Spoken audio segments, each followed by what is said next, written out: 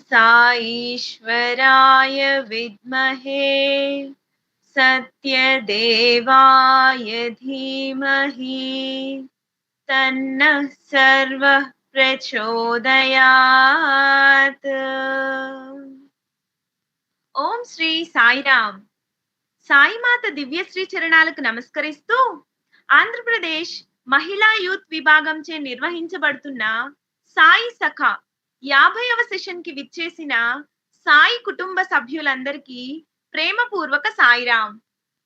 స్వామి వారి దివ్య అనుగ్రహ ఆశీస్సులతో సాయి సఖ అనే సత్సంగమును జూలై 5, 2020న మొదలెడి గత వారం నాటికి 49 సెషన్స్ ను నిర్విఘ్నంగా పూర్తి చేసుకొని ఈ వారం 50వ సెషన్ లోకి అడుగడింది.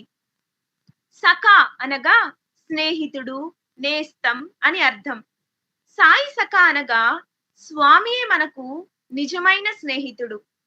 ప్రతి ఒక్కరికి వారి జీవితంలో ఒక్కొక్క దశలో ఒక్కొక్క బంధం ఏర్పడుతూ ఉంటుంది.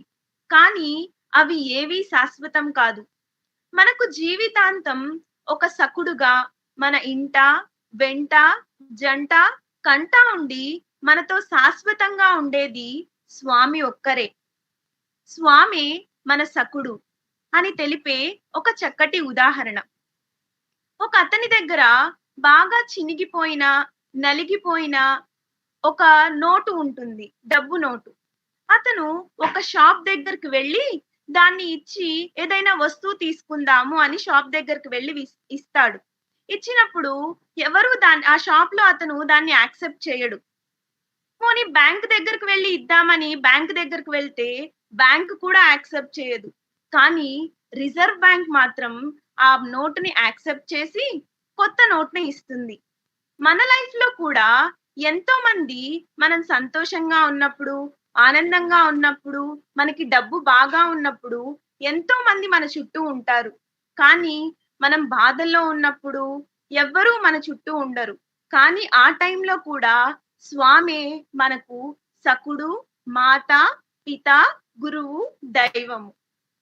ఈ సత్సంగం ద్వారా ఎంతో మంది వక్తలు వారికి జరిగిన అద్భుతాలను, స్వామితో వారికి ఉన్న అనుభవాలను మనందరితో పంచుకొని మనల్ని కూడా స్వామి అనుగ్రహానికి పాత్రులను గావించినారు.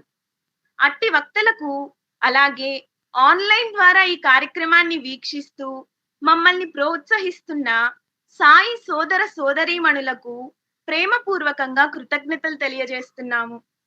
ఈ సాయి సఖా సత్సంగ్ కార్యక్రమము ఇలాగే కొనసాగి ఇంకెన్నో మైలురాళ్లను చేరుకోవాలని స్వామిని ప్రార్థిస్తున్నాము.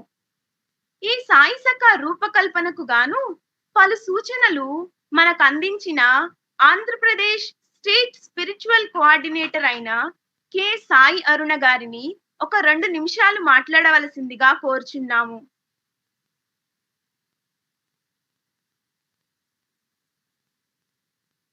ఓం Shri Sai Ram.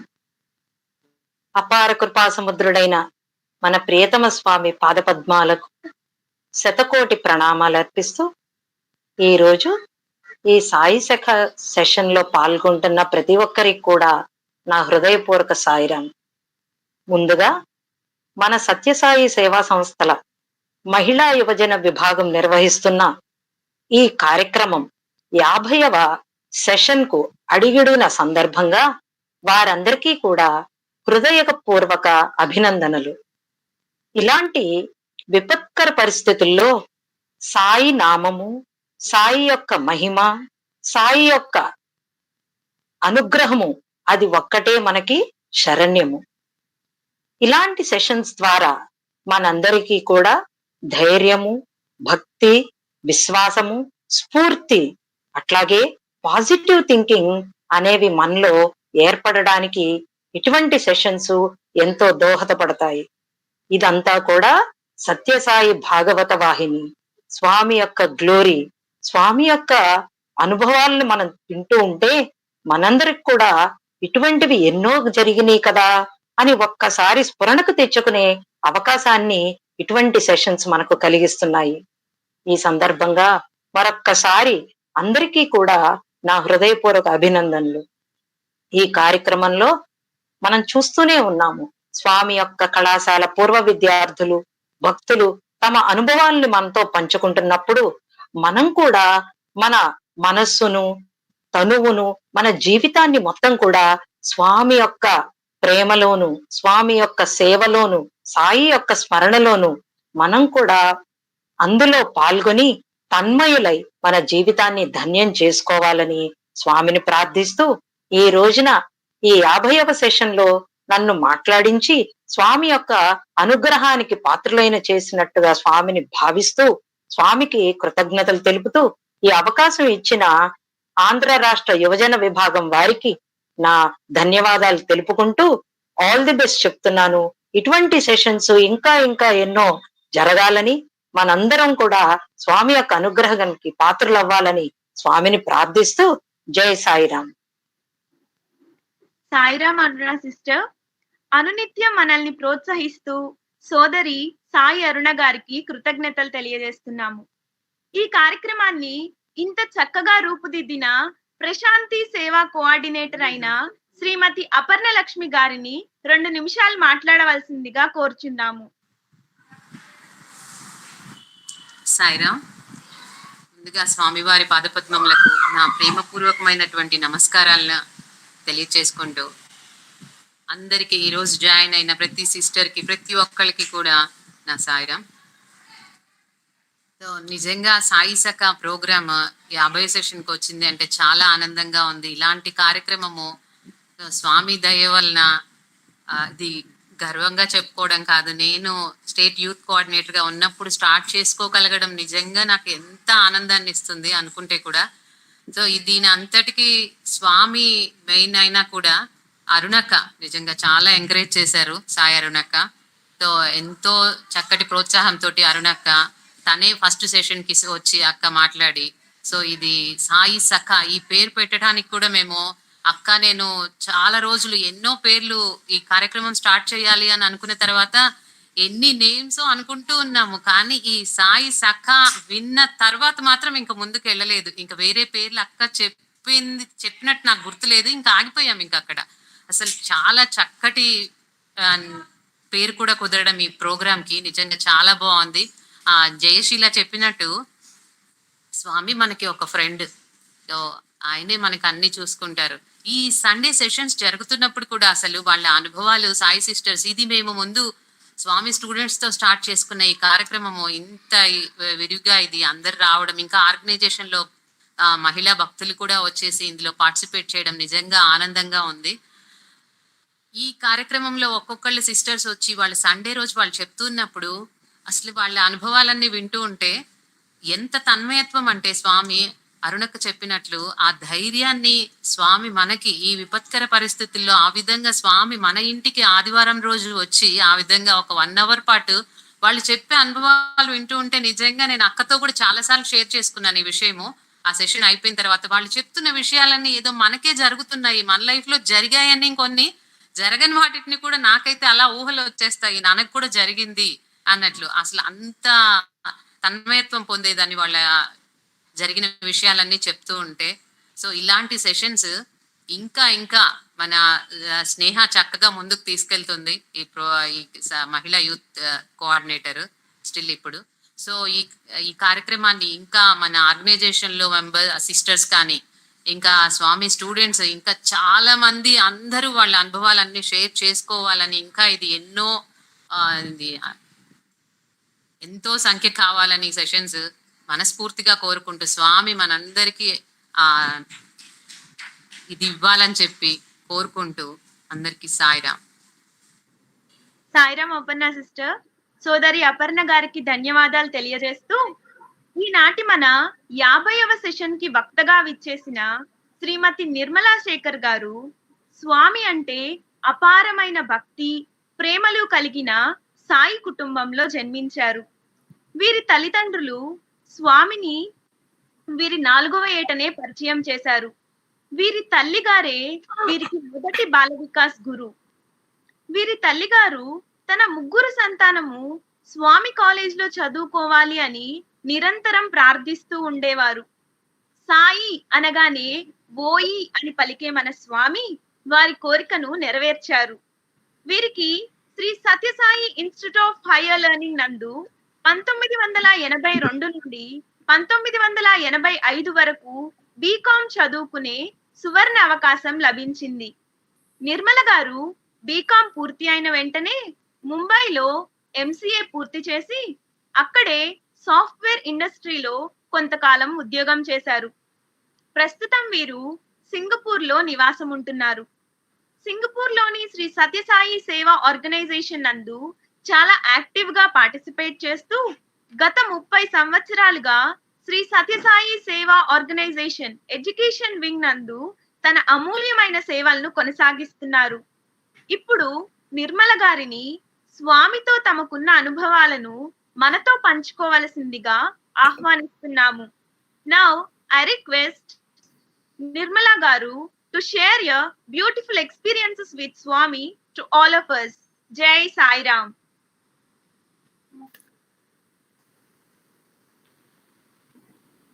My most humble pranams at the lotus feet of our beloved Bhagwan. Thank you, Swami, for this wonderful opportunity to remember and recollect and re-experience all the beautiful memories.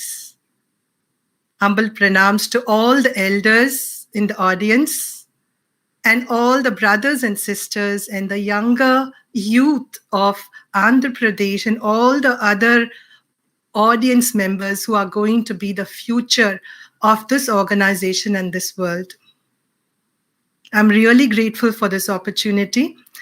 Aruna was asking me many times from the beginning of the Sai Sakha series, and somehow it was not the right time and I couldn't find the opportunity. And finally, Swami has given me this opportunity to speak here today. I love this idea of the topic Sai Sakha, Sai, my friend. And excuse me for all those who are not able to understand English. I understand Telugu, but that's not my mother tongue. So I will not be able to talk as fluently as all the other speakers earlier. Sai Sakha. Sai is my best friend. And that is indeed true, because our best friend is not only a person who takes care of all our needs, but also laughs with us, cries with us, takes care of us, and gives advice. And I want to share my experiences that I had over the last many years where I began to experience Sai as my Sakha. I want to start off first with all the youth members of Andhra Pradesh, the Mahila youth of Andhra Pradesh, that have taken this opportunity to start the Sai Sakha series. Youth is a wonderful opportunity, wonderful period of our life where we can aim for the highest ideals. And no matter what happens when we hold those ideals in our heart, somehow or the other, even without our effort, those ideals come alive in later part of our life. So take this opportunity, this youth period, to have the highest ideals that you can think of. Swami says low aim is crime. Pick your ideals. What are your dreams and desires to serve Swami or anything else, your highest ideals, and hold that true, and Swami will find a way to make that come true, even without any active effort on our part. For me, Sai Sakha, Swami came into my life, I should say, or made me aware of his existence right from the time when I was born. I was born in a family. My parents, my mother and my grandparents were Shirdi Baba devotees, and my mother was a very staunch Shirdi Baba devotee. She did not believe in Swami, and she had not been to Shirdi as well. And my mother, when she was pregnant with me, my grandfather, and I was the first grandchild in the family. So my grandfather came from where he was staying, Jabalpur, to Bangalore to pick my mother up and take her back for delivery. But before he came to Bangalore, he very, very quietly, without telling anybody, sneaked himself to Puttaparthi and told Swami in his heart, I'm going to be here for 3 days. If like what everyone says, you are Shirdi Baba, show me the proof and talk to me. And in those days, this was early 1965, everybody could sit in the veranda. And true enough, within those 3 days, Swami called my grandfather for an interview, spoke to him, and cleared his doubts and gave him solutions for some of the problems that my grandfather was going through at that time. And later on, when my mother came to know about it, she was very upset with my grandfather. She said, you know, you have become old. I think something has happened to you. How can you accept anybody as Shirdi Baba? This is not good. And she was quite upset about it. But my grandfather had a wonderful darshan, wonderful experience. And he firmly believed that Swami is Shirdi Baba. When I was born, both my grandparents brought my mother to Bangalore. And just a few days before they were to go back, my grandmother very, very quietly asked my mother, you know, your father has seen Sai Baba. I too would like to see Sai Baba. Can you ask your husband to find out where he is and take us there, because I want to see him? My mother was again very upset with my grandmother, but she, like a dutiful daughter, she went and told my father. And my father just laughed. He said, you know, I'm going to work. Do you think I have nothing better to do than find out who this Sai Baba is? And he went away. Within lunchtime, he came running back and he said, Sai Baba is here and I will take you where he is. And they all rushed to see Swami. And some neighbor's place, one of the devotees' house, Swami had come. And my parents and grandparents were far away outside, and they got to see Swami from very far. And that was the end of my experience as a baby. I don't remember anything about it. But when I was 4 years old, my parents shifted to Meerut, which is very close to Delhi. And at that time, a stranger, I should say a stranger because we didn't know that person, came home and introduced my mother to Swami, brought a picture of Swami and spoke about Swami's miracles and how he is Shirdi Baba incarnate. And when that happened, somehow this time around, something clicked within my mother and she started believing in Swami. And very soon we had weekly bhajans in our home. Every Sunday evening, we would have a bhajan. No matter who came, we would have a bhajan. And that is when, Swami says miracles are my calling cards. That's when we started experiencing so many miracles. The first few miracles were Amridam coming in Swami's photo and Vibhuti coming in Swami's photo. And all of us were so new to Swami that we didn't even know it was a miracle. My mother thought that we naughty children, my brother and I, we were 5 and 4 years old. We naughty children were taking Vibhuti and splashing it on the pictures or taking oil and putting it on Swami's picture. That's what she thought. And ultimately, one of the devotees who came, he said, no, this is Swami's miracle. It's not the work of children. If you take Vibhuti and put it, anybody doing it, it will not stick to the picture. It will keep falling off. And even if you put oil, it's going to keep dropping. It's not going to be like this. And as children, 5 and 4 years old, what we used to do is to test it out. We would take that vibhuti and put it in our mouth. We would take the amritam, put it in our mouth. And we used to do this all the time. So because the amritam used to come very, very regularly. And the first miracle that happened to announce to us that Swami is indeed taking care of us is my mother was pregnant with my younger sister. And we had no other family to take care of us.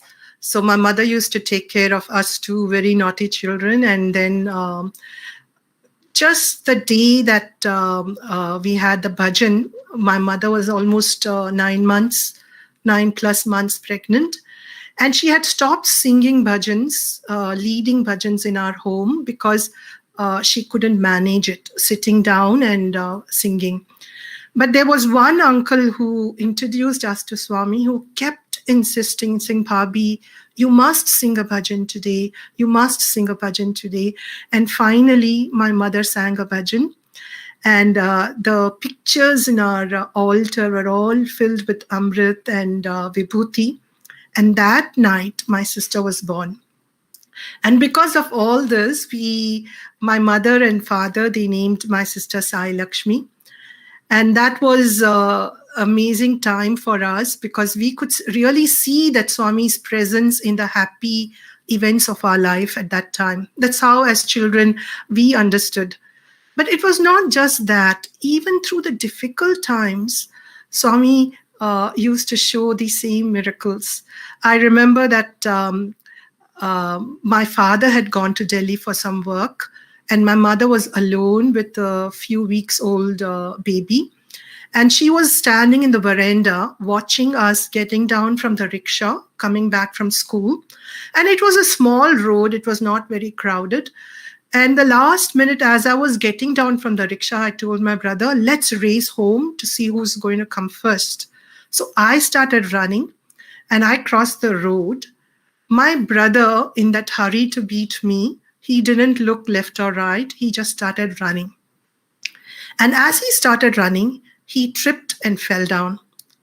And at that point, my mother standing on the veranda, she could see that a two-wheeler was coming very fast, and the front wheel of the two-wheeler was almost aiming for my brother's head. And the only thing that she could do was shout out Sai Ram.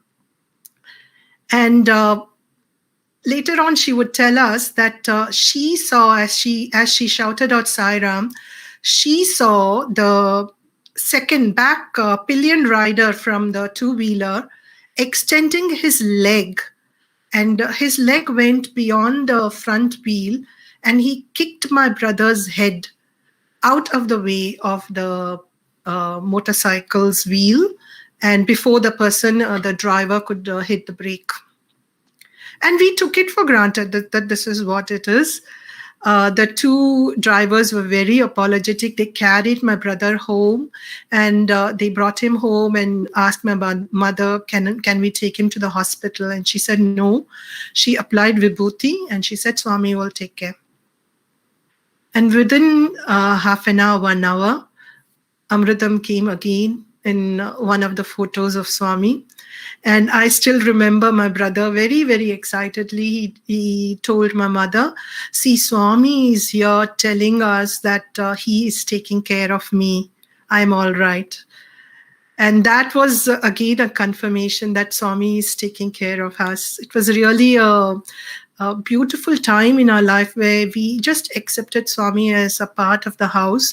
I remember that whenever we used to drink milk, my mother would have the milk, and then the shadow of the rim of the glass would fall on the milk in a way that looked like Swami's hair and then the body. And every time we would drink milk, we would say, see, Swami is here, see, Swami is here. And that's how we used to spend our time reaching out to Swami and laughing with Swami. But then as we grew older, when my mother related this incident about the pillion rider, just think about it. Which pillion rider has feet that are long enough to go from the back of the second seat of the two-wheeler across the front driver, across the front wheel, and then kick somebody? And that was a very odd, average height person. It's really not humanly possible to do something like that. But it happened right in front of my mother's eyes and right in front of my eyes. So that was again Swami showing us that he is there with us through the entire journey. Sai Sakha. I think of this as riding a roller coaster ride with Swami. I'm sure most of you have gone on a roller coaster. When I was young, I used to go on many roller coasters and enjoy it. And the roller coaster is such that it can go up, it can go down, and then you're going in a particular direction. Just at the last minute, there's nothing there, you're going to fall off. Just at the last minute, the vehicle turns right or turns left. And that is all enjoyable because we are going on this roller coaster with our friends. That's the beautiful part of it. Not going alone in a roller coaster, but going on the roller coaster with our friends.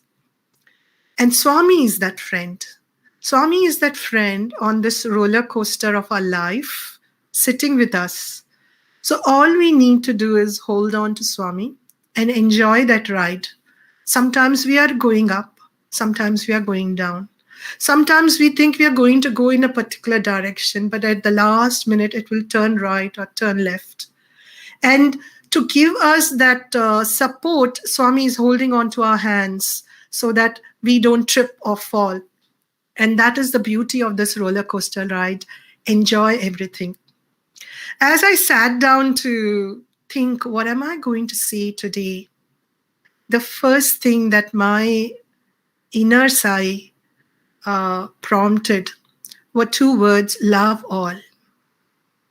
And I was thinking, what can I say about love all? Everybody knows about love all, serve all. What do I say about love all? And then the answer came, love all. We always think that love all is loving all the people, loving all the animals, loving all the plants. But there's another dimension to that word all. Love everything. And that was a huge insight and a aha moment for me, because when we say love everything, love the good that happens to us, love the not so good things that happen to us as well. Just like a roller coaster, love the ups, love the downs. Because the most important person in our life, the Sai Sakha, is with us right now, traveling this journey and holding our hands and taking care of us and making every step of the way very, very enjoyable. This was again proved to us when I was very, very young, again when my sister was just a few months old. And that was one of the coldest winters in Meerut.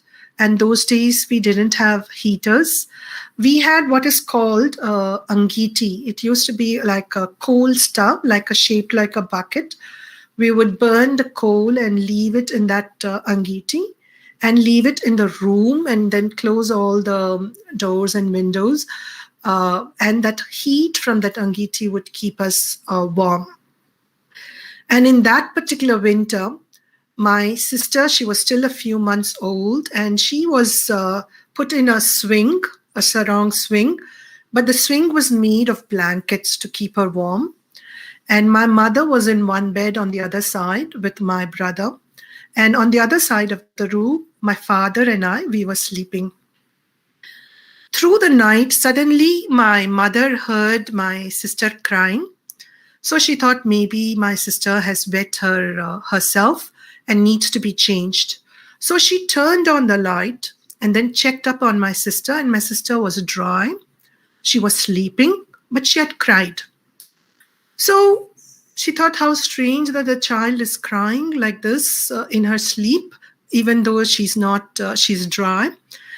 And she was about to turn off the light in the room. So she turned around and looked in my direction. My teeth were clenched and I was having fits.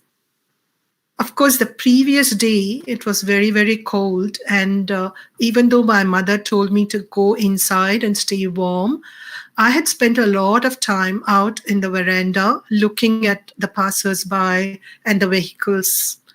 And all that cold exposure that night led to my fits.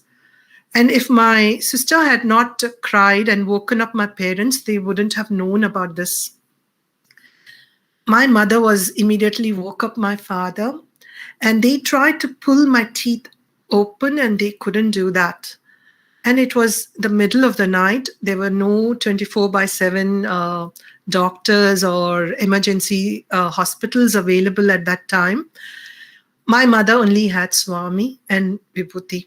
She went to the altar, took the Vibhuti, put it on my forehead, and then she asked my father to pull open my mouth and dropped a pinch into my mouth.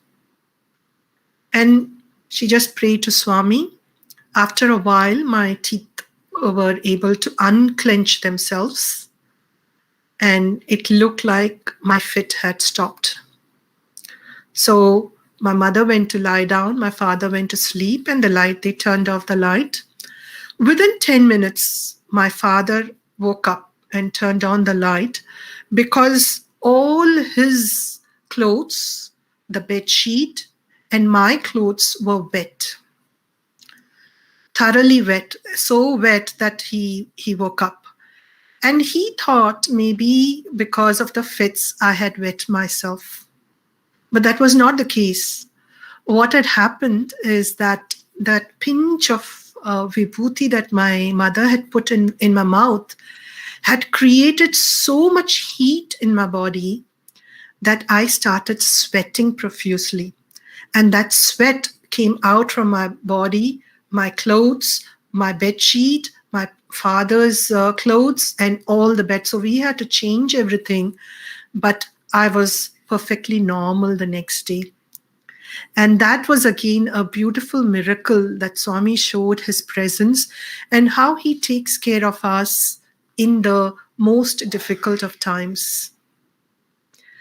I like to think of each one of us that Swami is working with us, taking care of us in so many different ways, like taking care of whatever we have desires. So he gives us what we need, hoping that we would ask for something that he is ready to give us. One of those things that my mother had asked when we were very young. It was around 1973. We had gone to Vrindavan to see summer. Swami was having summer showers at that time. And my mother saw all the teenagers going for the summer showers. She learned about Swami's colleges.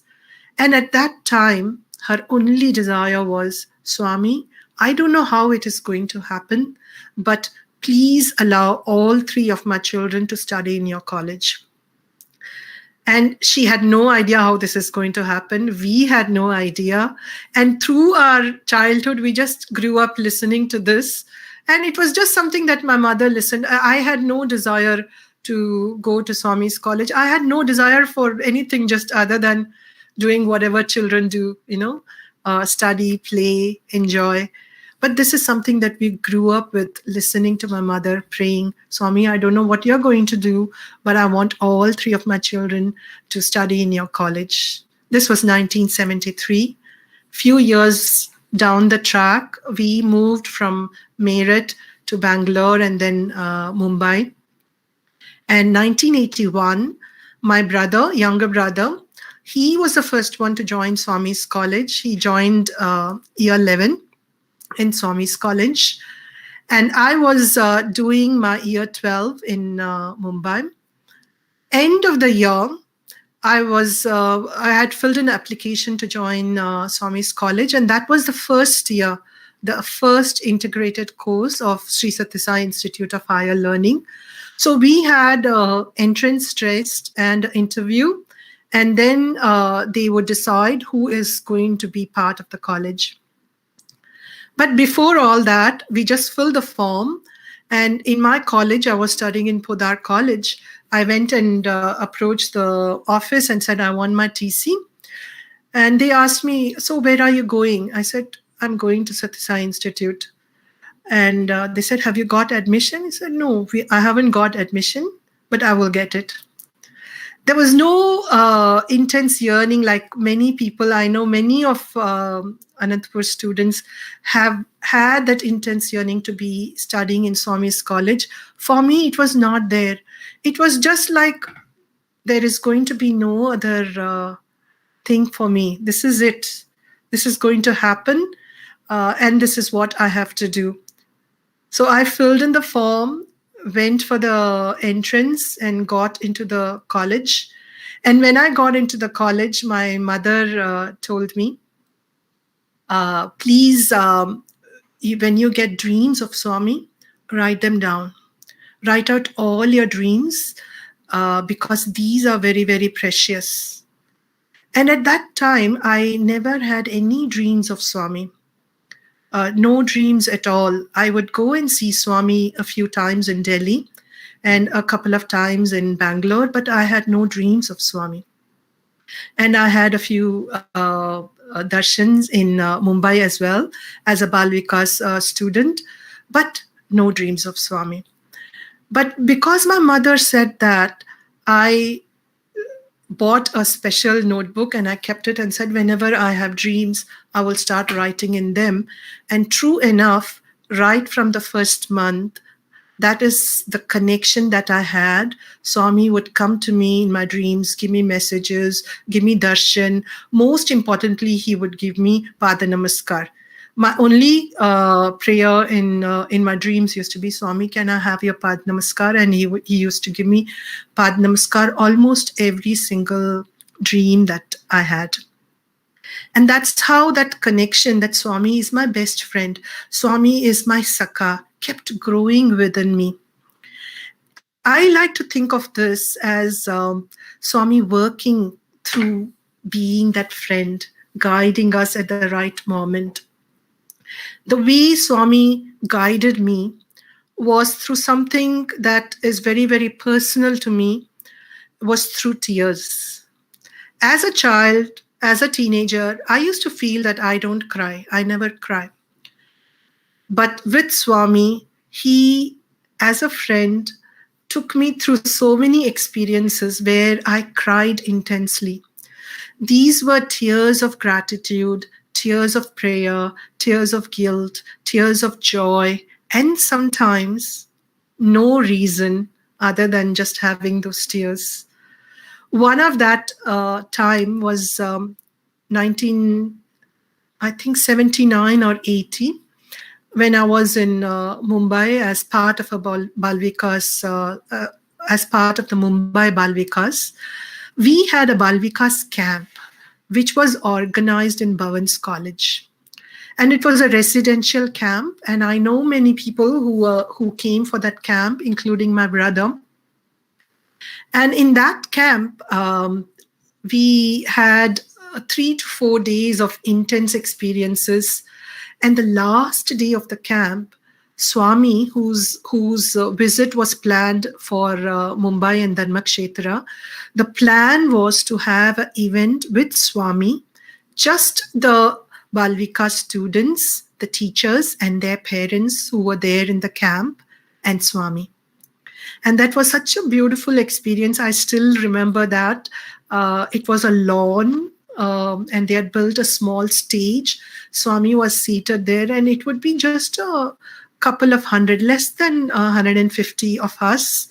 I was selected to be one of the speakers who would speak in front of Swami.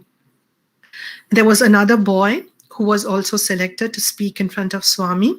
And both of this was going to happen before Swami's discourse. For the girls, 2 of us were selected, and they did not reveal to us which one of us is actually going to speak until the last minute. I got to know at around 12 o'clock that I'm going to speak that day. Both of us had prepared, and around 4:30 was the program in front of Swami. When I came to know this, something happened. Something happened within me, and I have no idea what happened within me. I started crying, and there were no reason for me to cry. I was just sobbing uncontrollably. And then the other girl, her name was Krishnapriya. She's my friend.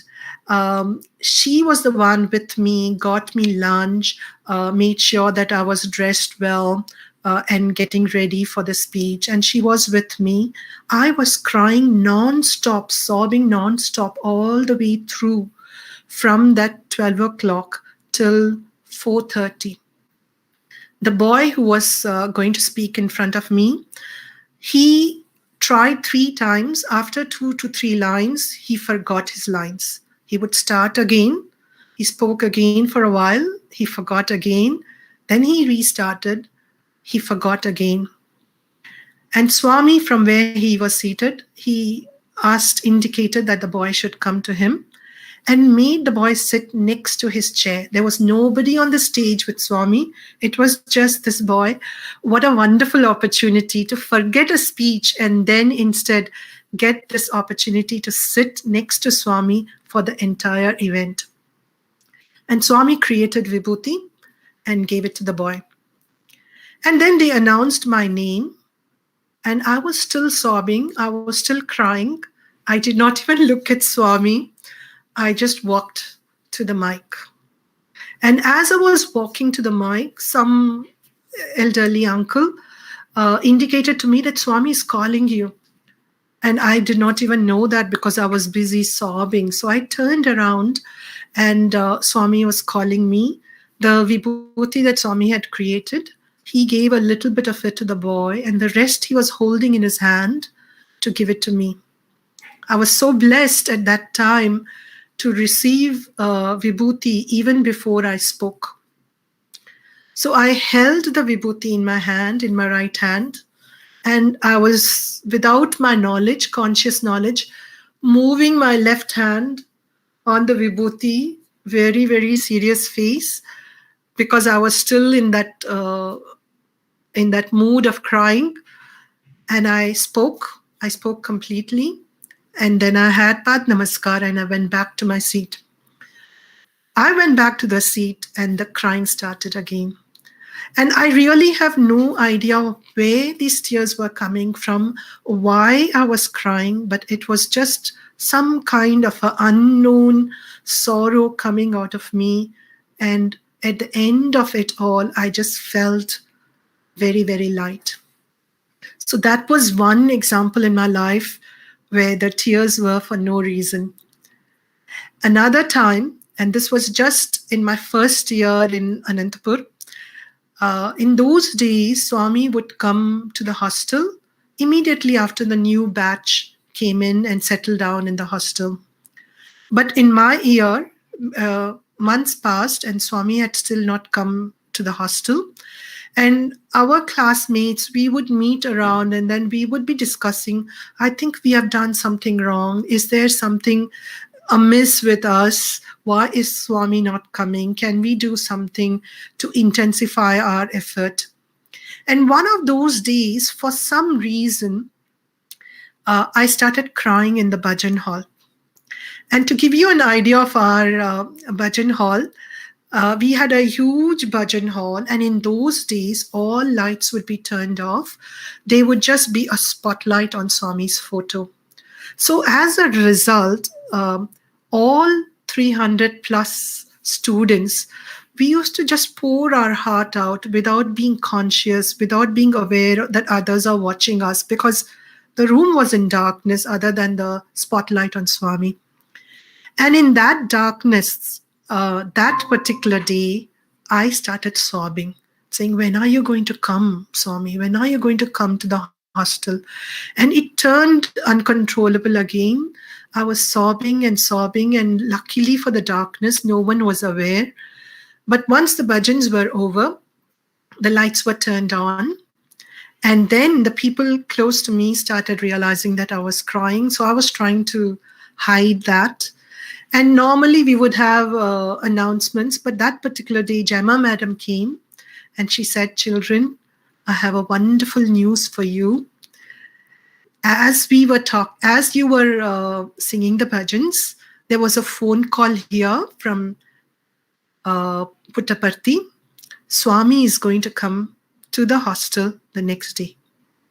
So we had less than 24 hours to prepare for Swami's arrival. Immediately, everybody went into this frenzy of work, deciding what we need to do. But for me, the moment I heard the news, it was like fresh tears. But this time, the tears were of gratitude. How quickly Swami had responded to my prayer, within like immediate, instant response to my prayer. And that was again another example of something that Swami taught, that prayers can be answered immediately. We don't have to wait forever. Swami decides when and how that prayer can be answered. Another particular incident that I had, and this was much, much later in my life. This was after I got married. I had a boy, and that boy was 2 years old when I was pregnant with a second child. And there was something wrong with that pregnancy, and we all knew that there was some problem with the pregnancy. And I also knew, because of the dreams that I had, that Swami was there, he was taking care of me. And so I was very, very strong, and I knew everything will be all right finally. So the baby was born, and 10 days after the baby was born, it was a baby girl, she passed away. And through that period of being with the baby, and even after that grieving for the baby, it was Swami who really took me through that most difficult time. Whenever I would get upset, Swami would come in my dream, give me a message, give me Pad Namaskar, let me know that he's taking care of me. At one particular time, I was very upset because I used to think, there is no sibling for my son. How am I going to teach him how to share things, because he has no one to share with, which is, of course, very, very childlike way of complaining to Swami. But Swami, in that dream, he showed me that he is the one who is taking care of my son through every possible phase in my son's life. So in that dream that I had, so I went to bed crying. And in the dream, it's like a Dharmakshetra, there is an enclosure, and I'm sitting right in the center with my boy, who is from 2.5 years, he's become baby in my dream. And Swami comes for darshan, and then he points in my direction and he says, give. And I have no letters, but Swami is actually asking for the baby. And I get up, go up to Swami and hand over the baby boy to him. And then Swami takes the baby, puts the baby on his shoulder, and he's holding the baby like that, cradling the neck and holding the baby like that, just like as all adults do. And he continued in my dream with his darshan. And straight in front of my eyes in the dream, that child is becoming bigger. So from a newborn baby, that baby has become like 4 or 5 months, still on Swami's shoulder. But Swami is no longer holding this hand to support the neck. He is collecting letters from people. And after a while, that baby becomes 1.5 years old. And then Swami takes the baby down, puts the baby on the ground, holds the baby's hand, and continues with darshan. And after a while, the baby is growing up older and becoming older. And Swami says, okay, I don't need to hold hands. So it's all, I'm seeing all this. And a part of me in my dream, and later on as I thought about it and reflected on it, Swami was showing us just how we need to take care of the children through the different stages in their life, support them when they need, and give them a little space, allow them the independence when they are ready for it. And stayed again in my dream, the child was growing bigger and bigger until the child became a teenager. And then Swami pats him on the cheek, just like he does with all the primary school children. And he says, now you go back to your mother. And I woke up with tears of gratitude, because I knew that Swami was saying, you are worried about him learning how to share and all that. I am the one taking care of your child. I am the one who is truly responsible for the welfare of this boy. You are only a caretaker mother. And Swami repeated this another discourse, Christmas discourse, when I was there in Patti. He spoke about this same topic. And as he was speaking, he was looking in my direction and he said, children are not born from you. Children are born from God, and to God they will reach. They are only born through you. And that was such a beautiful, powerful lesson for me, to know that I'm only a caretaker mother. And as a caretaker mother, I need to take care, put in my effort, but leave the results to Swami, because ultimately the responsibility for that child is Swami's. And this again was another time when, through that tears, Swami showed how he is the one, he's taking care of us. And to me, I feel that this COVID period, is like that, is that time where all of us are going through intense difficulties, troubled time, either individually or in a family or in the society and as a world together. And at this time, if we reach out to the Sai Sakha, the Sakha who is with us, within us, guiding us, and allow our lives to be shaped by him. Allow Swami to take care of us through the good, through the not so good time as well. This moment, this time that we are all forced to stay home, to be within smaller areas, this is the time for us to go inward and find that inner strength. That inner strength which is available because Swami is within us. That inner strength is available to all of us at any point in time. And in fact, I feel that when we go through a difficult time, that is the time when the inner strength is most available to us, provided we are willing to make that effort to go within and say, I have strength, let me bring that strength up. If at the time of difficulty, I lose hope, if at the time of difficulty, I feel, why is this happening to me? What wrong have I done? Why is this happening? Then I miss that opportunity to go within and find my strength. Every time I go through a difficult period, that is the time when my inner strength is being molded to come out. I need to go within and draw that out. And when that strength comes out, the difficult time goes away, but the strength remains. And this strength is not superficial strength. This confidence is not superficial confidence, which depends on the way we look, which depends on our skills, which depends on the people around us, which depends on our income level, on the comforts of life. This strength is deep spiritual strength.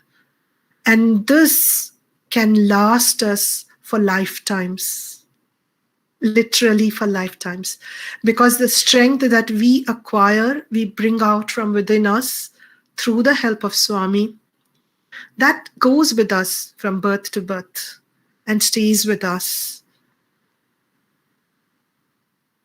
I wanted to share one more incident where Swami taught through the tears as well. It was 2000, and for many years, Swami used to call the alumni students during Christmas time And we used to have a special program for us, and Swami would distribute some things, either sari or something else. And the most important, he would give us Pad Namaskar. And I used to look forward to that time because Pad Namaskar was something that was very, very close to my heart. In my dreams, I would just ask Swami, Swami, can I take your Pad Namaskar? And then Swami would give me Pad Namaskar with this look in his eyes as, what else are you asking, Is there anything else you can ask? So he used to have this indulgent look in his eyes as he would grant me Pad Namaskar in my dreams. And that year, 2000, we had the Christmas celebrations in Vrindavan. And it was a special year because Swami had asked many students to come. And there was a very big, huge gathering of our students, and Swami distributed the saris. But Christmas was over and we still had not got our Pad Namaskar. Excuse me. And we were waiting for 1 day, 2 days. I think it was 27th when Swami said, organize yourself for Pad Namaskar. Many girls had gone back home, but a few of us were still there. So on the side of the Sai Ramesh hall, we organized ourselves in lines, and Swami gave Pad Namaskar. And for me, that Pad Namaskar was always special. But that particular year, as I placed my hand on Swami's feet, a thought came into my mind. Is that all? What's so special about this Pad Namaskar? It was a fleeting thought, but it was a thought that really upset me so much. I used to think, how can I even think such a thing about Pad Namaskar? How can I have such a thought in my mind? And for weeks and months after that, I would keep going back to that moment, and I would cry, I would break down, I would feel guilty, I would feel sorry. I said, how could I? What's wrong with me? I cherish Pad Namaskar, I love Pad Namaskar, I love Swami, and yet I had that thought. Why did I have that thought? So I used to blame myself a lot, and I was going through that period from end December till almost June, July. And one of those times, my mother called, and somehow on that particular day, she sort of figured out that something was not right.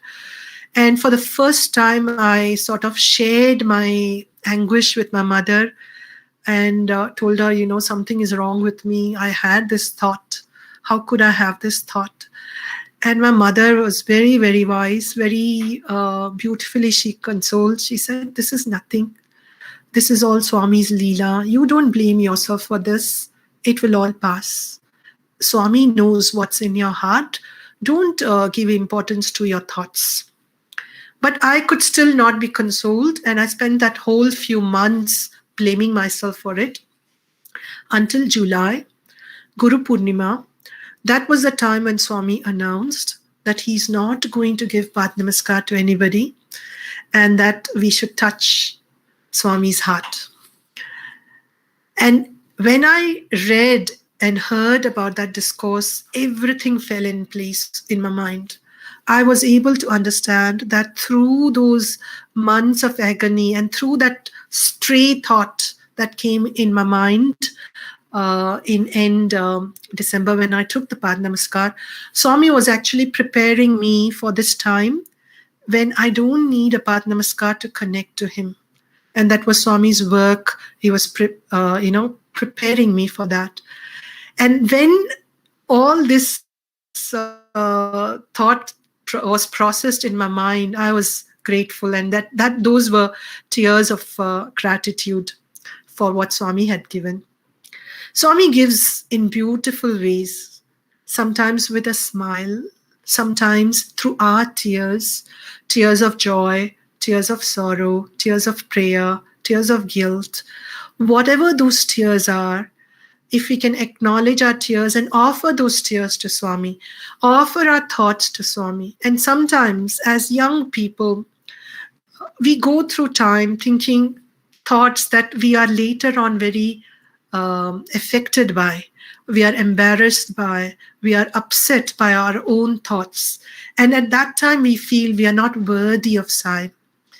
And Swami tells us, no matter how grotesque your thoughts, offer it to me.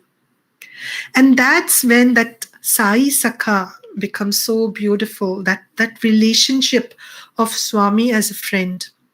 We all have a friend that with whom we laugh, a friend with whom we joke, a friend with whom we share our worst thoughts. And it is perfectly safe for us because we know this friend will understand whatever we are sharing. Even if we are upset, even if we are hurt by our own thoughts, it is easy to unburden to that friend and tell that friend, this is how I felt. And the friend will say, it's okay, just let it go. Sai is that friend. Sai Sakha is that friend. No matter how grotesque our thoughts, if we can share that and say, Swami, this is what happened. What can I do? And holding that Sakha in our mind at all times, as I'm going through this, even if I get a thought that I'm not very happy about, talk to Swami and say, this is what happened. I offer it to you. I have a feeling or an emotion which I'm not very happy about. I got angry, I got upset, I got jealous, I got sad. Offer everything to Swami, because that Swami, that Sakha, is there for us to acknowledge his presence. All the sadhana that we do, all the prayers that we do, is just to build that relationship with that Sakha and feel that presence of that Sakha at every time. If I'm able to feel that presence of the Sakha at all times, then the purpose of the sadhana is done. Even if I don't do any more sadhana, if I'm just focusing on the presence of the Sakha with me, through the good times, through the bad times, through the times that I am not happy with myself, through the times that I am happy with what has happened, through all those times, feeling that presence of the Sakha, that is the most powerful gift we can give ourselves, feeling that presence. And when we feel that, then there is nothing else that we need to do. And I think it's coming, the time is coming to an end. I can talk for a lot more time. I want to thank the Andhra Mahila Youth Wing for giving me this opportunity. When I am here waiting to test out my sound system yesterday, and through all this, I realized just how much effort is being put in to provide this seva to all the devotees every week, week after week, week after week.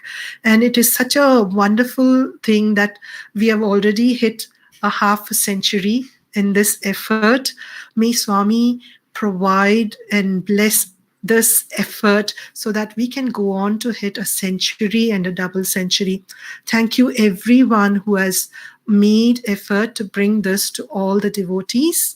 Thank you, Swami, for giving me this opportunity to relive all these memories.